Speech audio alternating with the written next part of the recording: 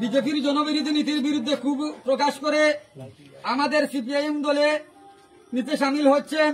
নবাগত কমরেডদের বরণ করে নেবেন আমাদের 54 কর্তৃক কদমতলা বিধানসভার মাননীয় বিধায়ক শ্রদ্ধা ইসলাম উদ্দিন মহোদয়।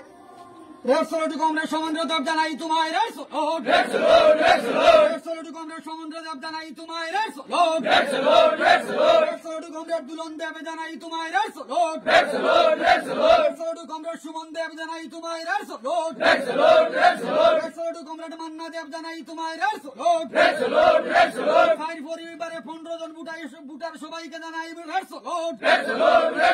এই নিকেলা বুঝিনা